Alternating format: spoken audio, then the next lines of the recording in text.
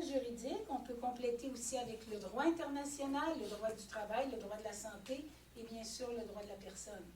Donc, réduire la question interculturelle à la notion de droit de la personne, d'où émerge la question des accommodements raisonnables, me semble très réducteur et me semble aussi que ce n'est pas assez porteur.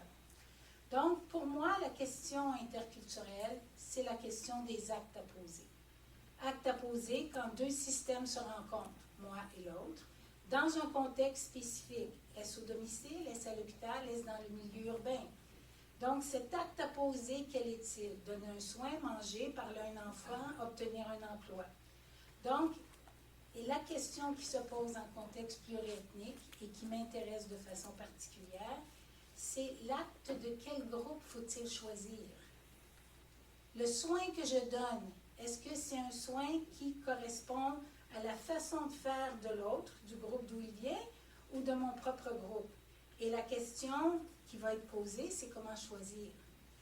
Donc, ça va amener des nouvelles compétences en situation interculturelle. Donc, moi et l'autre, par rapport à une tâche, la première compétence, c'est de me centrer. Regardez que ce que je fais n'est pas universel. Ce que je fais est inscrit dans ma culture. Il y a un sens historique, on le retrouve avec Gadamer, il y a le sens de ma tradition, mais il y a aussi les techniques que j'ai apprises et le fait que je ne connais pas les techniques de l'autre. Donc, être conscient des éléments socio-culturels qui sont mobilisés, c'est la première expertise, mais mes éléments socio-culturels à moi, mon âge, mon sexe, le mandat de mon organisation, ma fonction, mon rôle. Et la deuxième compétence, se centrer, se décentrer, être capable de regarder le système de l'autre pour ce qu'il est. Et après, voir les écarts et voir de contexte à contexte, d'acte à poser en acte à poser, comment ces écarts-là vont nuire ou pas à l'autre sous ma responsabilité et comment je peux les réduire ou les compenser pour répondre à mon mandat ou à cette responsabilité. En démocratie, bien, il faut le reconnaître. La démocratie n'est pas universelle. La démocratie est une composante culturelle, la nôtre. Ce qui ne veut pas dire que même si elle est la meilleure pour nous, elle est la meilleure pour tous. Il y a d'autres formes d'organisation sociale, il faut le reconnaître, qui permettent aux humains de naître, de vivre et de mourir dignement. Mais comment est-ce qu'on peut introduire cette forme-là avec la nôtre, puisque ces systèmes-là se sont construits historiquement? Donc, au niveau universel, il y a d'autres modes d'organisation sociale. Au niveau culturel, un des deux éléments qui achoppe beaucoup actuellement, c'est la démocratie versus les privilèges. Puisque la question de la démocratie, c'est de dire qu'on ne prend pas de décision à partir de privilèges. Et au niveau individuel, on se retrouve avec une mesure locale pour ramener à l'ordre ceux qui ne respectent pas la démocratie. Donc, les enjeux interculturels qui apparaissent, la notion d'intégration, Charles Taylor y a fait référence. Comment la poser en termes interculturels, à mon sens à moi, c'est il faut la poser à partir de nous. Compte tenu de nos façons particulières ici de penser, de dire et de faire, est-ce que tous ceux qui viennent d'ailleurs peuvent jouer à nos règles démocratiques et peuvent les employer? Peuvent-ils passer de leur jeu de privilèges quand cela est nécessaire? Il faut encore savoir quand est-ce que c'est nécessaire pour jouer les rôles de notre droit. Encore une fois, je fais référence à la Grèce actuellement. Je pense qu'on a beaucoup de questions à se poser sur notre propre système. La notion maintenant d'accessibilité. Compte tenu de nos façons de penser, de dire et de faire, est-ce que nos services démocratiques sont accessibles pour tous? Question, comment le savoir? Comment s'en assurer? Quand on rentre dans les fonctionnements de d'autres sociétés et des besoins de personnes venant de d'autres sociétés, je pense qu'on manque de mesures à ce niveau-là. Au niveau de l'adaptation, compte tenu de nos façons de penser, de dire et de faire, est-ce que sur notre territoire, nos services démocratiques permettent de répondre aux besoins de ceux qui viennent de sociétés ou qui se sont construites autrement, notamment avec des privilèges? Et pose la question aussi de l'adéquation des services, qui vient entre autres de Kalpanadas, que j'ai vu dans la salle tantôt, qui est de dire, compte tenu de nos façons de penser, de dire et de faire, et du fait qu'il en existe d'autres, est-ce que nos façons de régler un problème sont toujours les meilleures? Est-ce qu'on ne pourrait pas prendre de ceux qui viennent d'ailleurs? Donc, va se poser en interculturel l'adaptation des adaptations possibles, la question des adaptations possibles dans nos institutions, de quelles nouvelles conditions avons-nous besoin? Et je vous pose la question, M. Taylor, pour que nos services continuent d'avoir un sens dans les contextes pluriethniques.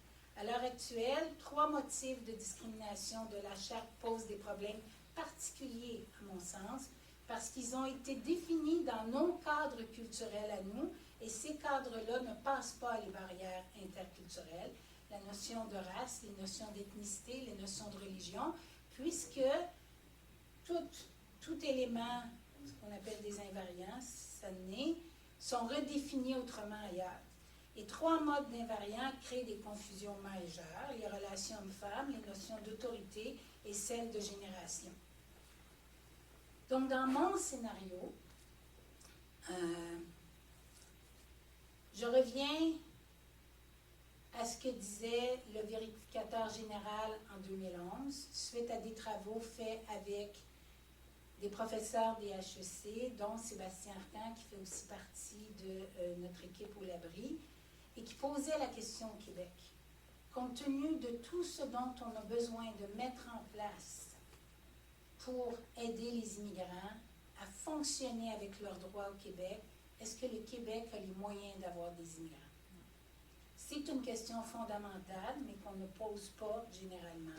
On sait les questions politiques pour favoriser l'immigration, mais on ne s'est jamais demandé si on s'occupe bien de ces humains-là, est-ce qu'on a vraiment les moyens économiques de le faire? Donc, à l'heure actuelle, mon scénario à moi serait de dire on a besoin de systèmes dans lesquels il y a des experts conseils en interculturel. Je pense que ça manque énormément. On rentre dans des nouveaux savoirs, on rentre dans des nouvelles compréhensions.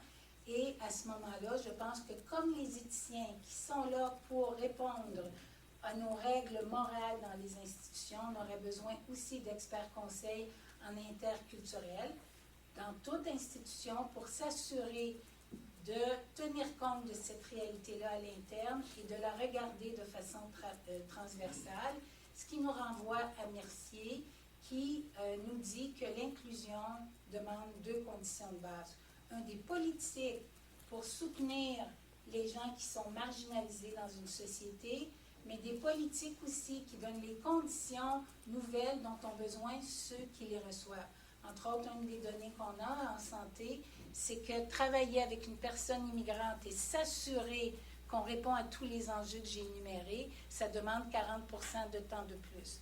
Je fais juste vous rappeler que Dr. Barrett, une de ses justifications pour revoir le système de la santé actuellement, c'est que les gestionnaires de la région de Montréal sont incompétents parce que les coûts de santé sont plus élevés à Montréal. Donc, 2 éléments d'interaction, et je vous renvoie à Mercier, il est sur YouTube. Vous pouvez faire Michel Mercier, handicap, vous allez trouver 6 minutes d'éclairage là-dessus absolument important. Il faut qu'il y ait les politiques, mais il faut aussi qu'il y ait les conditions de la rencontre. Merci.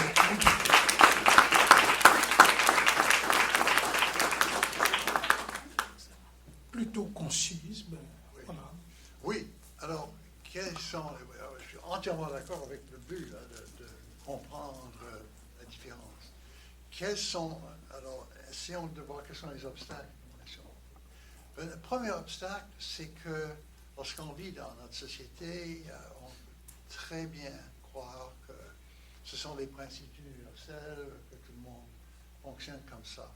Alors, il faudrait d'abord un certain sentiment, une intuition que non, c'est différent ailleurs. Mais là, c'est là où entre le deuxième obstacle, la crainte, la peur. Oui. C'est tellement différent, c'est étrange, c'est menaçant, ils vont nous changer, mais ce serait catastrophique. Comment éviter ces 2 écueils-là? Ben, d'abord, des conseillers en interculturel, oui, je conçois ce que ça pourrait représenter, des gens qui ont déjà fait un certain cheminement, parce qu'ils ont, c'est très bien, les anthropologues, les ethnographes, c'est exactement leur expérience principale, parce qu'ils commencent avec l'intuition qu'on ne comprend pas ce qui se passe. Il faut commencer avec cette intuition, oui, perplexe devant, et puis ensuite, on arrive à un certain nombre de méthodes ou de façons de faire qui permettent de commencer à démêler, à voir les différences, et on finit par une discussion au déjeuner. Mais l'idée de Gallagher, la façon dont je le comprends, c'est qu'on voit les deux possibilités comme deux possibilités en contraste l'un avec l'autre, mais on peut même délimiter certaines des différences et leur donner un visage conceptuel.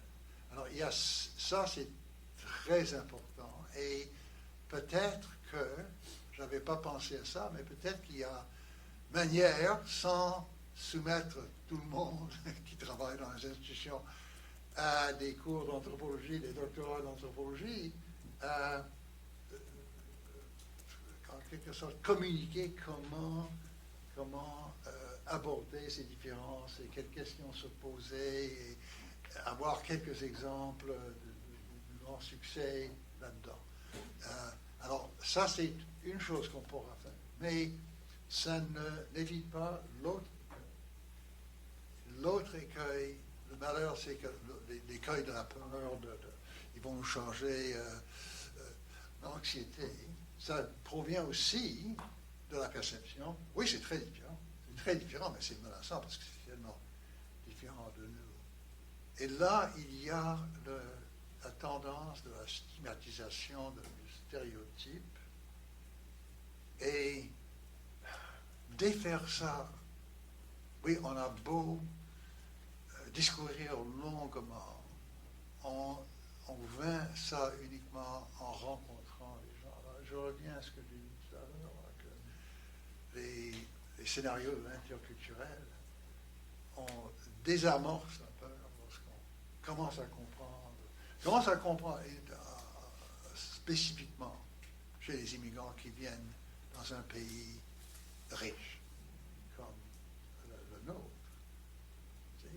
Si on les entend, puis ils disent je viens pour la liberté et pour mes enfants, tellement compréhensible comme but, on a immédiatement un sentiment de quelque chose de commun sur lequel on peut se bâtir pour désamorcer la peur.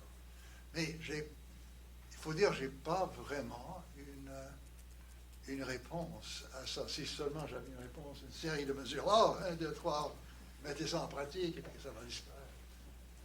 Mais tout ce que je pourrais dire négativement, il y a des choses qu'on ne devrait pas faire, et on est en train de les faire, à répétition. Il y a la stigmatisation qui est absolument centrale à la charte. Et des politiciens, je ne sais pas seulement, disaient, est-ce que c'est la bêtise ou c'est le calcul, je ne sais pas. Très vil. Granville, c'est un true believer. I think you're right. C'est impossible. Quelqu'un qui a travaillé pour Radio-Canada, qui a voyagé de par le monde, il ne sait pas qu'il y a des religions autres que l'ex-catholicisme de son enfance. Ça, c'est... Oui, OK, alors c'est un danger public, les gars. Disait... Non, parlons pas. Mais ce genre de choses, non seulement ça fait rentrer plus fermement les stéréotypes dans la population générale, mais ça crée chez les cibles un sentiment de rejet. Et ce qui est vraiment très mauvais, et on voit ça en France et aussi ici, il y a dans chaque pays, les Québécois, c'est un peuple très accueilli, en général. Très accueilli. Non, j'ai un ami allemande qui est venu ici, qui a fait la tournée en Gaspésie. J'ai dit, jamais en Europe, j'avais eu un tel accueil de gens qui s'intéresser à nous, qu'est-ce que vous pensez, etc. Très actif. Mais il y a dans chaque population des têtes dures, des grosses gueules, hein, qui veulent se décharger sur l'étranger. Du moment où vous avez la charte, vous leur donnez raison. Oui, c'est vraiment des gens dangereux et vous avez raison de hurler, allez-vous-en chez vous, etc. On a vu ça en France. Toute la législation française récente a suscité des incidents de la sorte. Et ça fait des blessures à notre société. C'est terrible. OK. Alors, il y a des choses qu'il ne faut pas faire, et si on peut mobiliser assez d'opinions au Québec pour que le premier qui commence sur cette voie, on va dire non, non, c'est indigne, c'est immonde, on n'accepte pas ça, on aura arrivé à un point où, au moins, on ne fera pas les pas négatifs. Mais, alors, ce sont les deux choses. L'intuition que c'est quelque chose de très différent, c'est pas nous, mais que ça déclenche le désir de comprendre.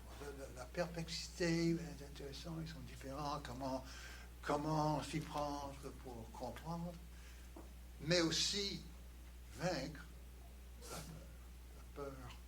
Et puis, c'est pas seulement au Québec, en Europe, on voit ça partout. Les Allemands qui veulent mettre cette population à distance par de light culture. Il y a une culture dominante qui mène ces Allemands. Et puis, on ne peut pas écouter la différence parce qu'on en a peur. On voit ça partout. Après, cas extrême, c'est la Hongrie avec Viktor Orban. Ça fait dégueuler d'entendre la civilisation chrétienne qui est menacée par... il n'a jamais lu la Bible, mais... enfin, c'est ça notre situation, et puis ce sont ces deux réactions, une qu'il faut favoriser, l'autre qu'il faut éviter. Oui. Merci. Alors, je viens d'Afrique noire où nous parlons beaucoup en proverbe. Il y en a un qui dit que la patience est amère, mais son fruit est doux. Alors encore juste un tout petit peu de patience, très très peu de patience, et vous allez pouvoir cueillir le fruit. Bob White, qui est en anthropologie, qui est le directeur exécutif du Labraï, va pouvoir gérer l'ensemble des déficits du temps en 2 ou 3 phrases, comme il en a l'habitude. Voilà, on vous écoute. On se connaît depuis longtemps. Merci Mongo d'être là. J'aimerais dire merci aussi à professeur Taylor d'avoir accepté cette invitation et qui était une provocation aussi, quelque part. Je voulais aussi mentionner que nous avons prévu la présence de Georges Leroux qui allait parler un peu de ce programme d'éthique et culture religieuse, mais qui n'a pas pu venir. Donc, mon collègue Jorge Frosini de l'Université du Québec à Chicoutimi gentiment accepté de le remplacer et il l'a fait avec brio. Donc, merci Jorge d'être là. Je vais essayer d'être bref. Je regarde mon collègue. D'accord. Je vais en prendre un peu plus. Mais donc, je voulais aussi vous rassurer qu'après mon intervention, nous avons prévu quand même le reste de l'après-midi pour échanger avec vous dans la salle. Donc, on s'excuse d'abord d'avoir créé autant de suspense. On espère y arriver bientôt. Alors, moi, je voulais me concentrer sur cette idée de scénario parce que c'est cette idée-là qui m'avait sauté aux yeux quand j'ai lu la phrase de Charles Taylor sur les scénarios interculturels dans ce fameux texte qui circule pas mal, Multiculturalism and Interculturalism. J'ai eu un spectacle de feux d'artifice dans ma tête. Et je vais essayer d'expliquer d'où est venu le spectacle. Je vais aussi essayer d'expliquer pourquoi je m'inquiète pour l'après-spectacle. Parce qu'une fois que les feux d'artifice sont terminés, il faut revenir à la réalité. Mais d'abord, il faut rappeler ce qui se cache derrière ce substantif scénario. Mon collègue Mongo nous a rappelé que l'interculturel comme substantif serait quelque chose de spécifique au Québec. On devient de plus en plus convaincus parce que nos collègues européens nous disent « mais l'interculturel ». D'abord, ils disent « c'est quoi ça ?» Et ensuite, ils disent « ce mot n'existe pas ». Mais je m'excuse, il existe parce on a publié un livre qui s'appelle L'interculturel au Québec, donc ça existe. Okay? Lisez le livre, il est gratuit en passant. Si vous allez sur notre site web, vous pouvez le télécharger ou sur le. Je fais un peu de pub là, mais c'est le fun d'avoir un livre gratuit pour une fois, donc servez-vous. Mais là, on va parler, avant de parler du substantif du scénario, je voulais parler brièvement de l'interculturel comme substantif. C'est difficile à définir et nos critiques, les gens qui critiquent cette approche interculturelle le disent souvent, oh, ça ne veut rien dire. Pour moi, ce n'est pas le cas que ça ne veut rien dire, c'est plutôt que ça veut dire plusieurs choses. Alors, dans une approche systémique, il faut bien nommer l'échelle avant de poser un geste. Et donc, mais en même temps, ce n'est pas facile d'expliquer ces différentes utilisations du terme. Nous avons travaillé beaucoup là-dessus au labo. La façon la plus économe que nous avons trouvée pour expliquer c'est quoi l'interculturel, c'est de dire que l'interculturel, c'est non seulement la rencontre ou le contact entre personnes venant d'horizons culturels différents, mais c'est aussi une façon de faire. Donc, il y a d'abord cette réalité sociale qui fait que les gens des diverses origines rentrent en contact. C'est un fait indéniable, c'est un fait indéniable dans les termes de Gérard Bouchard, mais c'est aussi, on parle aussi de l'interculturel comme une méthode ou comme une approche. Alors, de quelle utilisation, de quel registre nous parlons quand nous utilisons le terme? Et il y a une troisième qui se rajoute au Québec, c'est l'interculturalisme. Okay? Vous savez très bien qu'à chaque fois que vous entendez un mot qui se termine en ISME, là, bon, il faut prendre tout de suite une distance. L'interculturalisme, donc, comme politique publique, comme projet de société, comme politique de gestion de la diversité, c'est complètement autre chose. En fait, nous avons essayé de montrer qu'entre l'interculturalité et l'interculturalisme, il y a un monde d'écart. Alors, comment faire pour étudier ces objets-là? Bien, on propose une approche interculturelle. Donc, je répète, réalité sociale, méthode ou façon de faire, politique publique. Okay? L'interculturalisme, qui est un des personnages du texte qui a inspiré la tenue de cette table ronde, est quelque chose de différent et c'est quelque chose aussi de relativement récent. Donc, l'idée que cette prise en compte de l'autre à travers les interactions et la recherche du rapprochement, et ainsi de suite, toutes ces belles idées, comme politique publique, c'est nouveau. Comme idée, c'est ancien comme la Terre. Comme idée, ça existe dans toutes les religions, presque, et ça existe aussi dans toutes les disciplines scientifiques, mais comme politique publique, c'est quelque chose de spécifique. Alors, je relis ce texte, ce cadeau que Charles Taylor nous a offert sur la différence entre le multiculturalisme et l'interculturalisme, aussi les similitudes. Je relis et à chaque fois, je trouve des arguments qui m'interpellent positivement et en même temps, je trouve d'autres arguments qui me repoussent. Je ne vais pas prendre le temps pour élaborer là-dessus, mais dans le texte qui va apparaître après, je me permettrai plus de temps. J'aimerais savoir vos commentaires. Mais je dirais très vite, c'est que il semble avoir une guerre rhétorique pour savoir si les deux sont pareils ou s'ils sont différents. Je peux vous dire que si vous prenez un regard systémique qui saute d'échelle, c'est très facile de voir qu'ils sont à la fois similaires et différents et de réduire leur rapport à l'une de ces conditions ou l'autre, c'est malheureux. Et donc l'échelle qu'il faut prendre, c'est l'échelle pluraliste. Quand on regarde ces deux approches comme deux modèles pluralistes, mais c'est évident qu'ils ont plusieurs aspects en commun. Mais quand on regarde à une autre échelle, par exemple à l'échelle municipale ou à l'échelle historique, bien, on voit qu'il y a des fondements, principalement parce que ces deux modèles-là n'ont pas les mêmes bases juridiques et je dirais même n'ont pas les mêmes bases normatives. Nous avons écrit quelques textes là-dessus pour essayer de montrer la différence. Deuxième, c'est que je ne suis pas d'accord, comme c'est proposé dans le texte, que le multiculturalisme serait une culture d'interaction. Pour moi, c'est le multiculturalisme comme système que je n'ai jamais vécu, parce que j'ai évolué au Québec, n'est pas une culture pour moi d'interaction, mais c'est plutôt une culture de civilité et de reconnaissance, ce qui n'est pas mauvais. mais ce n'est pas une politique publique ou une idéologie qui s'occupe des interactions ou c'est plutôt separate but equal. C'est une hypothèse.